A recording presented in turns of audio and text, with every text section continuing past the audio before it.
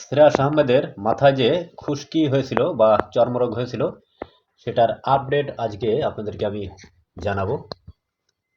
দেখতে পাচ্ছেন মাথা পুরোপুরি ঠিক হয়ে গেছে।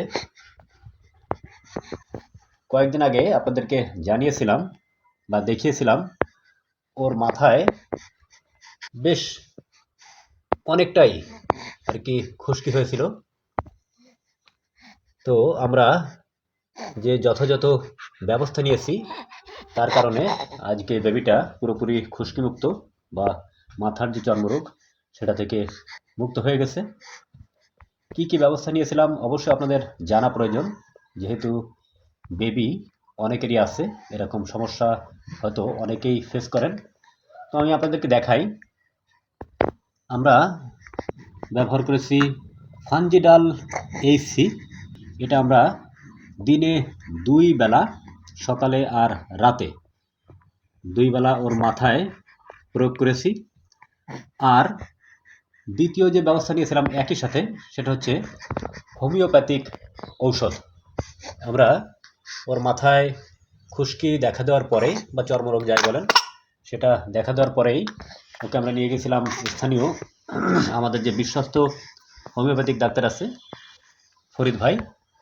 তো তার কাছে নিয়ে গিয়ে দেখিয়ে ঔষধ নিয়েছি। উনি আশ্বস্ত করেছিলেন এটা কোনো বিষয় না, ঠিক হয়ে যাবে, এটা সব বাচ্চারই হয়, আপনারাও জানেন যে সব বাচ্চারই হয়, কিন্তু তারপরও অবশ্যই ব্যবস্থা নিতে হয়।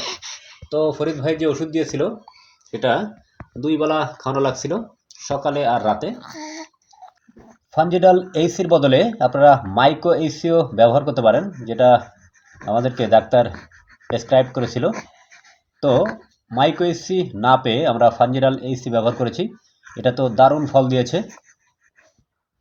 আপনাদেরকে আবারও দেখাই, ওর মাথা কিন্তু পুরোপুরি কিউট, অর্থাৎ মোটেই আর সেই খুশকি বা ত্বকের সমস্যা নাই, একেবারে ঠিক হয়ে গেছে। তো আপনাদের বেবির যদি এরকম সমস্যা দেখা দেয়, অবহেলা না করে আপনারা ডাক্তারের শরণাপন্ন হবেন। তো ডাক্তার হয়তো ক্ষেত্র বিশেষ ভিন্ন ভিন্ন ঔষধ দিতে পারে, সেক্ষেত্রে আপনারা হোমিওপ্যাথিক বা অ্যালোপ্যাথিক যে কোনো ডাক্তারের কাছে যেতে পারেন।